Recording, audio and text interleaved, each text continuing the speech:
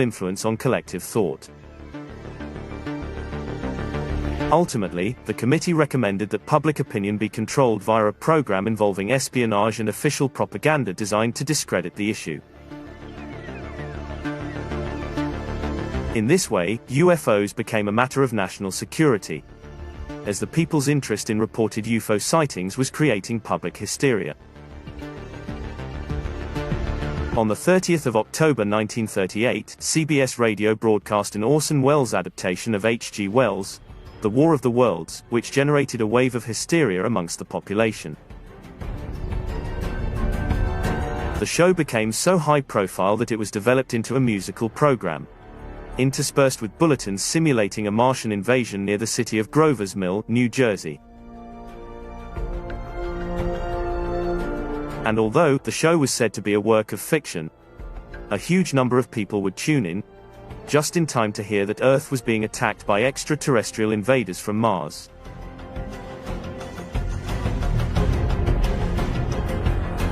A state of terror-stricken panic took hold of a portion of the population, and as such, people still believe that all extraterrestrials are warmongering invaders.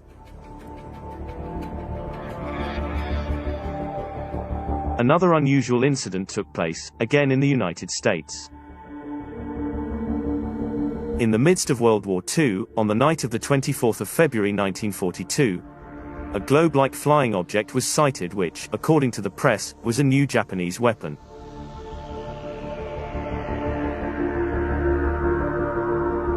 The Air Force began shooting, but the powerful offensive was of no use, as the strange object appeared to resist all impact for approximately 1 hour, whilst the terrified inhabitants found themselves in the midst of a war zone. When it was over, the Navy Secretary announced that it had been a false alarm, part of a campaign aimed at causing panic amongst the population. This was a clear attempt to sweep under the rug an event so big that it could not be easily hidden. Is it possible they had the specific aim of getting people used to the existence of UFOs and that their job was to advertise the phenomena in order to instill fear in the population? Or are there extraterrestrial interventions like those that left over 30 million people in the dark, as with the famous New York blackout in November 1965? Another fact to mention is that mysterious men in black began appearing in the 1950s. They were very well dressed and wore dark glasses, and although generally courteous and inexpressive, they were also threatening, since they had ample knowledge of the eyewitness's life.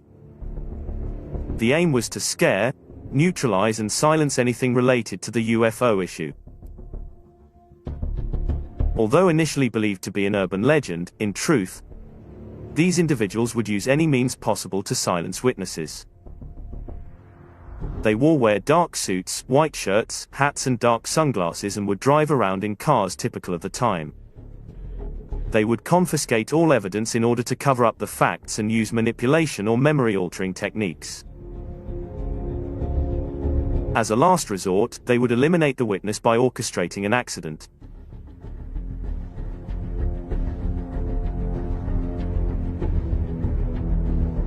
These strange men in black would appear out of nowhere, and, obviously, no one knows who they actually were or if they were agents working for the shadow government, on a mission to frighten all those with evidence linked to the sighting of extraterrestrial ships.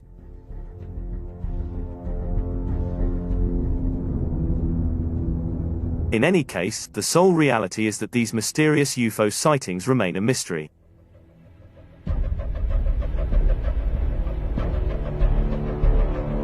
Indeed, this is why they were called Men in Black. They would silence UFO witnesses and appear at certain times to dismantle UFO-based evidence brought forward by any number of eyewitnesses. It is also strange that these unusual figures emerged from the shadows precisely during the same years the Blue Book was being compiled. With the passing of time, anyone with evidence about UFOs and their crews came to be considered crazy, paranoid and elusive, regardless of the proof they had verifying their existence. The facts show that no extraterrestrial invasion has taken place. The sole truth is that anyone discussing evidence and solid research ends up being discredited and ridiculed. This is the case of prestigious contactees of our time who are branded as disruptive, idealistic individuals who suffer from hallucinations and end up being persecuted, mocked and reviled.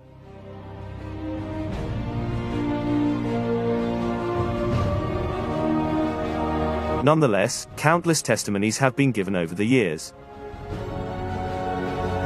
including contactees who are physicians, astrophysicists, aerospace engineers, inventors, scientists, entrepreneurs and political and religious leaders, who have had the courage to face reproach from the shadow government that operates via its puppet governments in charge of discrediting the evidence.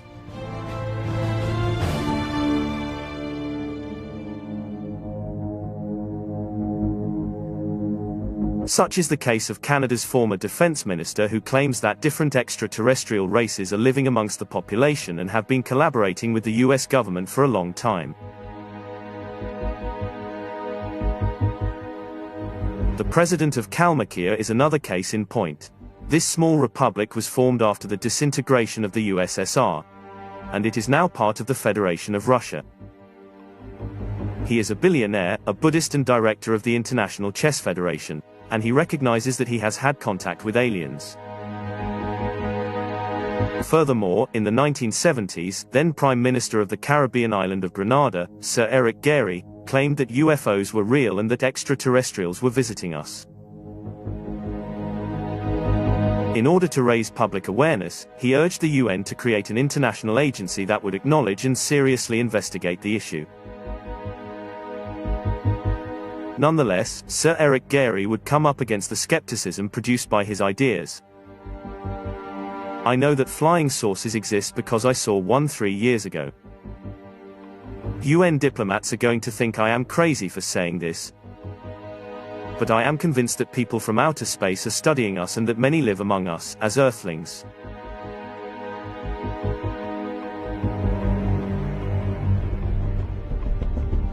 After making these pronouncements, the Prime Minister was strangely forced to resign from his post, and the United States coincidentally invaded the small Caribbean island. Renowned US astrophysicist Carl Sagan, who authored the celebrated book, Cosmos, believed that life is not a condition unique to Earth. Rather, he thought of the universe as brimming over with life. In fact, he wrote that we are all made of stardust and share a secret, cosmic, irrevocable brotherhood with the world in which we find ourselves and that surrounds us. The case of celebrated scientist Wernher von Braun is also worthy of note. In addition to discovering that the moon is hollow and vibrates like a bell when rockets or missiles were sent there, he also issued warnings about Project Bluebeam. This project is linked to the false threat of alien invasion on Earth in order to dominate humanity, which has led us to build space weapons based on the inexistent need for defense. The experience of Italian researcher Narciso Genovese, a student and associate of the eminent scientist Guglielmo Marconi, is another case in point. He formed part of a group of 98 scientists involved in the Columbus expedition. In addition to studying alternative and atomic energies, they also made contact with beings from Mars. Later, the entire group would travel to the Red Planet. Equally surprising is the case of Salvador Villanueva Medina from Mexico, who also lived through an incredible experience when, thanks to his humble nature, he traveled to the planet Venus by invitation of a group of small Venusian men. There is also the case of George Adamski, who was one of the most famous contactees ever. He presented countless UFO photographs taken in the 1940s. He was the first to relay his experiences publicly, recounting how, in the California desert in 1952, he engaged in communication with a being from the planet Venus, who gave him a message urging the termination of all nuclear weapons to avoid destruction of the planet. Despite him being faithful to his story until his death and having given numerous conferences about the issue, many scientists tried to discredit him. Another famous researcher, Enrique del Castillo, recounts that in 1973, whilst standing at the edge of a lake, he heard a noise. The place lit up for a fraction of a second, as he watched two huge ships appear in the sky. Two beings would then descend and approach him. Despite being afraid, he explains how he heard a voice asking him to stay calm, before he was taken by the hand and invited to come into their ship. These beings communicated with him telepathically. He later underwent a process by which his body was cleaned. Both individuals had blonde hair, light eyes and a delicate nose and mouth. These tall people were beings from the Pleiades, and they would share incredible knowledge with him over the course of several years, warning him about the problems threatening the planet.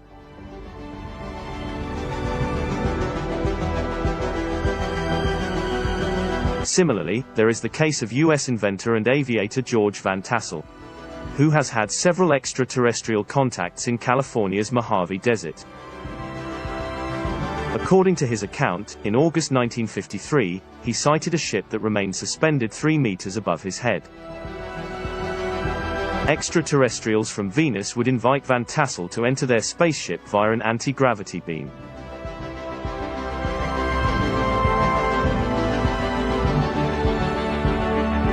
While visiting the ship, Van Tassel received instructions on how to build a machine that would rejuvenate human cells using natural energy found in the atmosphere. It was a device they called the Integratron.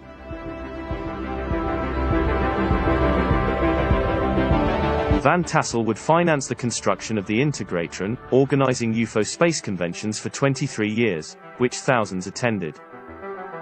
Moreover, he was invited to speak at numerous universities throughout the country, lecturing on a new science. He wrote 6 books on the knowledge he received during his off-planet experiences with extraterrestrials. However, in January 1978, he announced the device was 90% finished and that he was going to try it himself. But 3 months later, he died in suspicious circumstances, apparently of a heart attack. Because Van Tassel was healthy at the time and he did not suffer any warning signs of a possible heart attack. After his death, all of his documents and plans were stolen.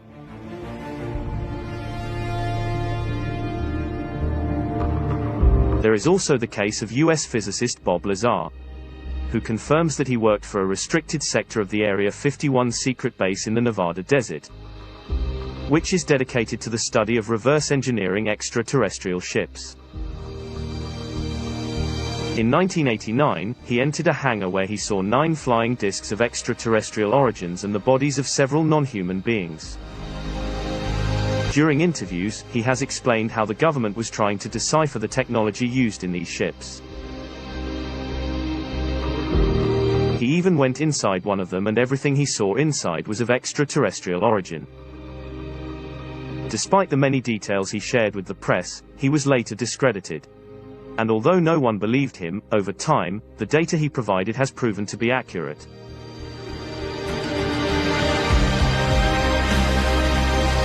Within this context, we can also cite the famed Serbian scientist Nikola Tesla, who discovered zero-point energy and teleportation.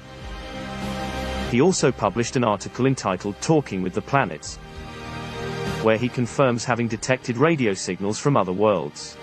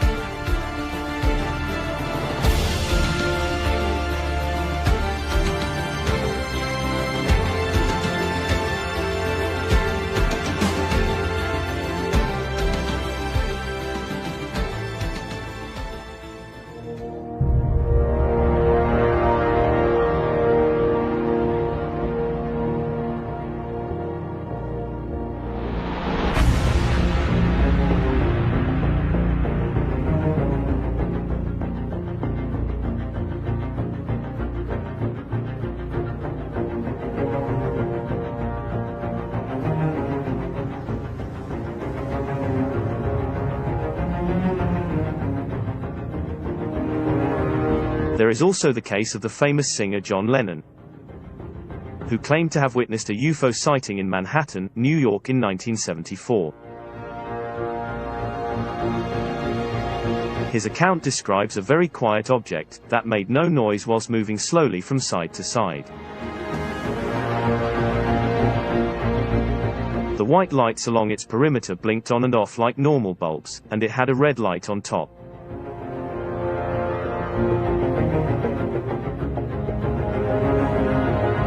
Inspired by his sighting, John Lennon actually drew a picture of the UFO while sketching ideas for the cover of his album Walls and Bridges. In this sketch, the flying saucer he spotted over New York City bears the letters UFOER. He even mentions it in one of his songs, yet he did not discuss the incident again, for fear of being ridiculed by the establishment and the press of the day. That would not be his only sighting, however. He told a friend that on another occasion, some very powerful lights entered his room. He then saw 4 slim figures who proceeded to nudge him towards a tunnel of light. They showed him his life, as if it were a film. Then, they gave him a strange metal ball that was smooth, heavy and egg-shaped, but which he later got rid of. More striking still is that the celebrated singer was later assassinated. Like many other writers, astronauts and military personnel involved in UFO issues that enshroud unrevealed mysteries and strange disappearances.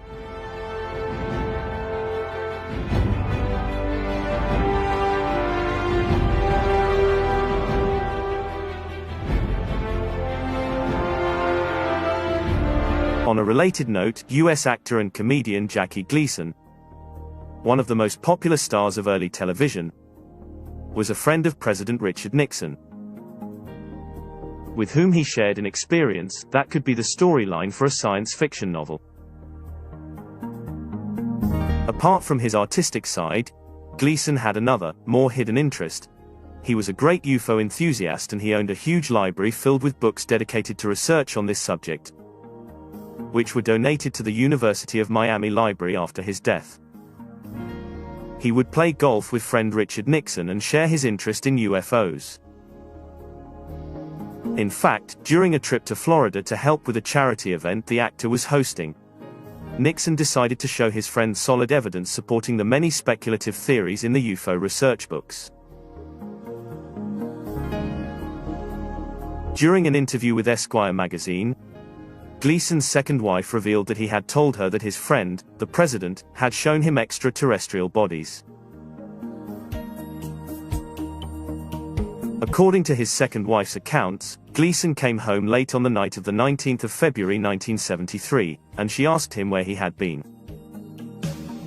She was surprised to see how pinched and pale her husband's face was and thought that something serious had happened.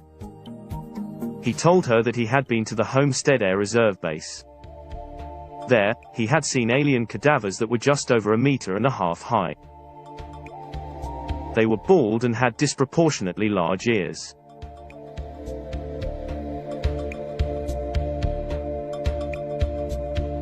Gleason was very shocked by what he had seen, and believed the bodies had come from a ship that must have crashed not far from there. Richard Nixon was known as a UFO enthusiast.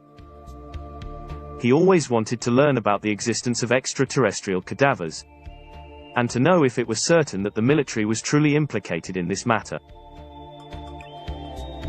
Nixon gave his friend and aide Jackie Gleason special permission to visit the secret base in Florida.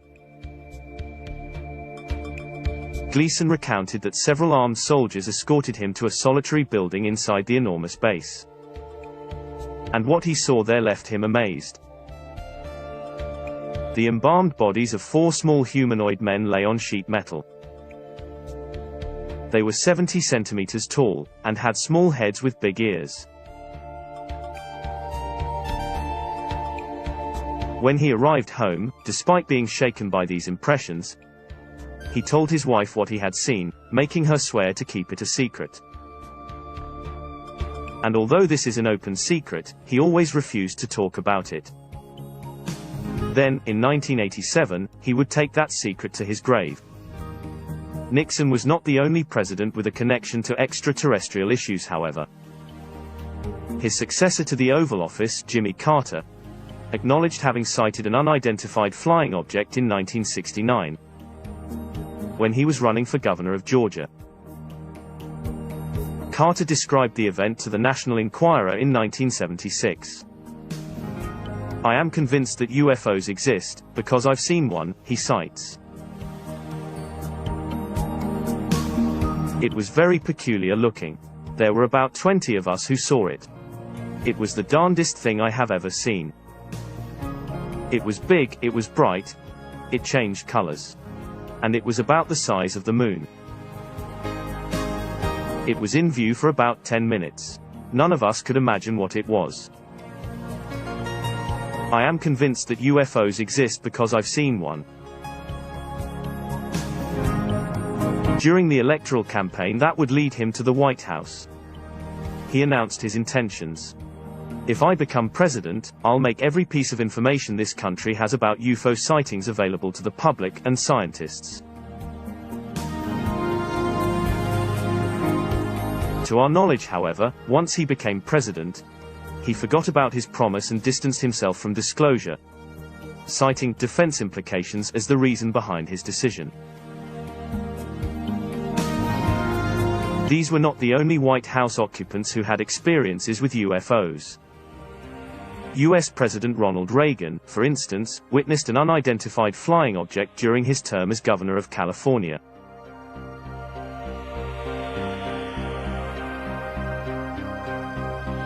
While traveling, the Republican leader spotted a strange luminous craft from the airplane window.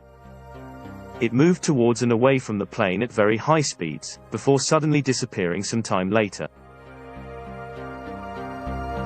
This experience left its mark on Reagan, and in several official speeches, he alluded to potential alien warfare.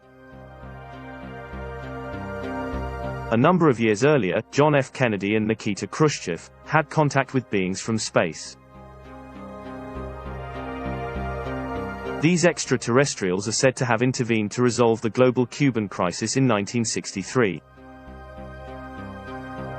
The then US president and the Soviet leader had a disagreement regarding the installation of Soviet missiles on the island of Cuba, which prompted the US to threaten intervention, even with the use of nuclear weapons. Despite this fact, President Kennedy and Russian Premier Khrushchev are known to have been visited by extraterrestrials, and thanks to their resourcefulness, Moscow and Washington made a pact to avoid atomic war. Kennedy's encounter took place on March 1963, at Edwards Air Force Base in California. A flying saucer landed, and two beings from other worlds descended. The next day, he would have a lengthy conversation with them. They agreed upon the deal he would make, to circumvent devastating nuclear war. What most concerns extraterrestrials who want to help humanity is to prevent the destruction caused by nuclear warfare. And that is why they often find themselves having to deactivate nuclear missiles stored in various military bases. Captain David Schindele provides an account of what took place at the Minot Air Force Base in North Dakota, home to an intercontinental US missile. As he told his chain of command, he and others sighted UFOs while they watched the inexplicable shutdown of missiles. Despite this fact, they were ordered to keep quiet for the rest of their lives about what they had seen. Similarly, famed UFO researcher Stephen Bassett has confirmed that several unidentified objects easily controlled nuclear systems and have deactivated our nuclear weapons on multiple occasions. Bassett is one of the first to mention extraterrestrial interest in the threat of human military activity.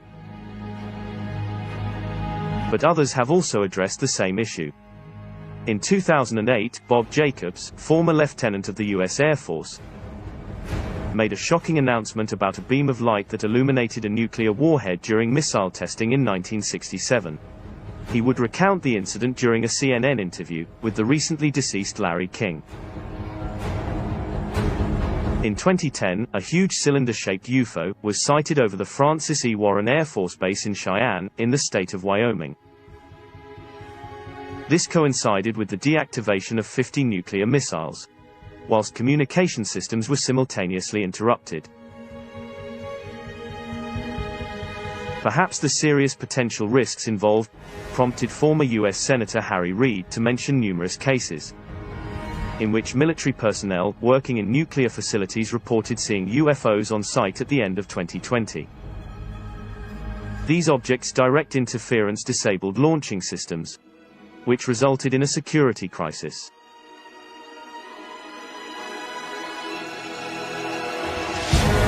In addition to the huge dangers we face due to the recklessness of governments that place the planet at risk of extinction, one of the most dramatic cases of extraterrestrial contact involves U.S. President Dwight Eisenhower's first-hand experience in 1954 at Edwards Air Force Base in South Carolina.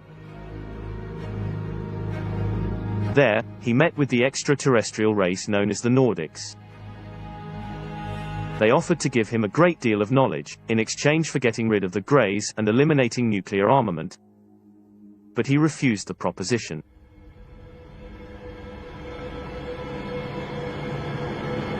Later, he made a pact with the Grey race, so that they could abduct human beings and use them for a variety of genetic experiments, in exchange for providing the United States of America with avant-garde military technology. He would ultimately sign a secret treaty with them at Holloman Air Force Base in New Mexico.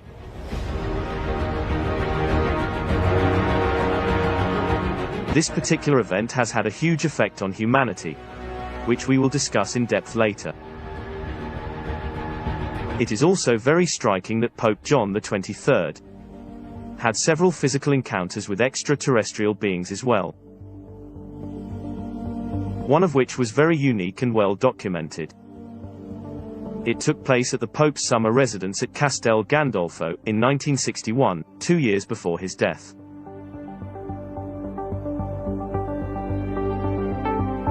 One of his attendees would recount details of the July evening in 1961. He states, "As we were walking through the garden, we spotted a ship overhead. It was oval-shaped and its intermittent lights were blue and amber-colored. We are referring to a flying object that flew over the heads of the Roman pontiff and his assistant before it landed on the lawn of the Pope's residence, on the southernmost side of the garden. After the craft hovered for a little while, it then smoothly landed in the garden. A strange being would emerge. Although very human-looking, he was surrounded by a golden light, and he had very long ears.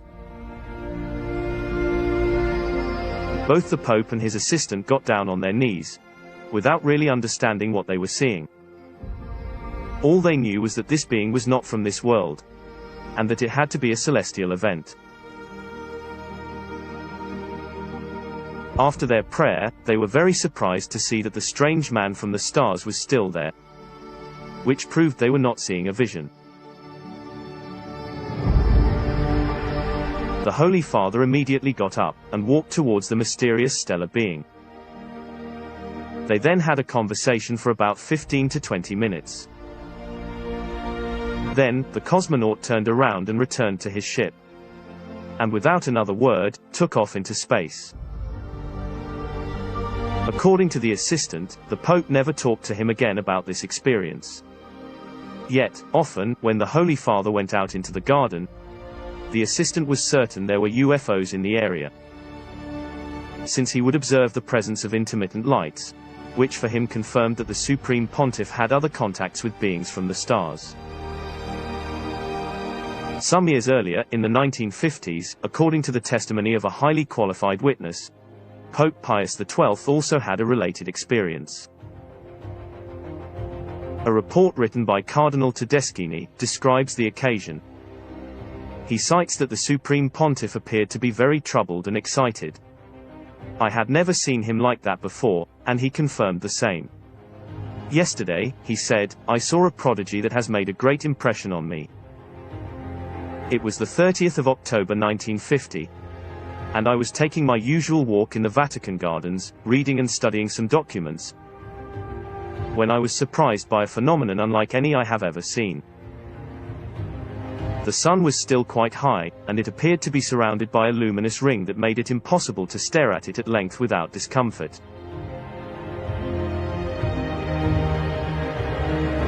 The object moved in a circular motion, going from left to right, and vice versa. You could see movement inside, as if people were coming and going. I tried several times to see the globe again, in similar weather conditions, but had no such luck. It was no use, I could not see it anymore.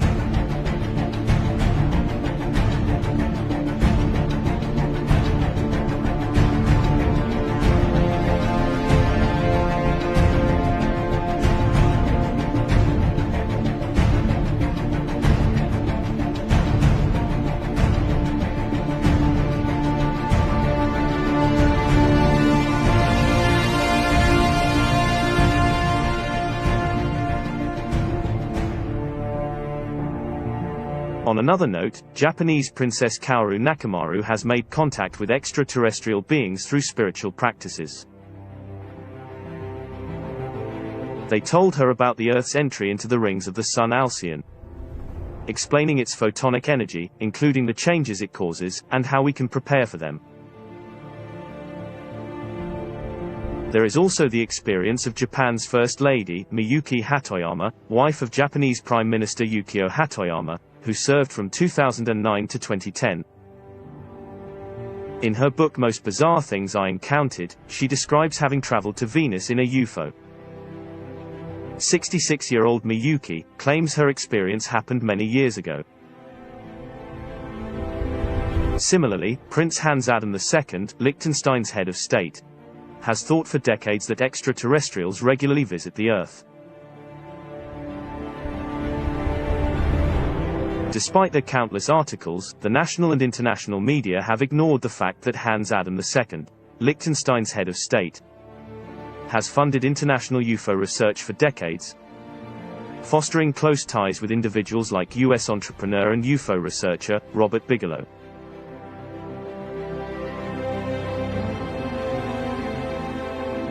To our knowledge, this discreet prince has believed in UFOs and extraterrestrials for some time, but he has never made the details public. The only thing we know is that Hans Adam saw a UFO in the castle gardens when he was a little boy. The flying object disappeared behind the trees, before soaring away towards Switzerland.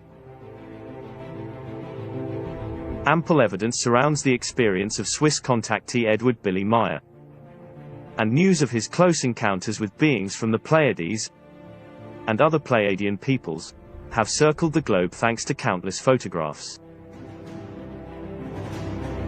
Although Billy Meyer continues to be one of the greatest controversies of the global UFO community, and his stories have been discredited, however, many of his claims are supported by expert scientists, who confirm that we are dealing with authentic photographs and video footage that is unmistakably real.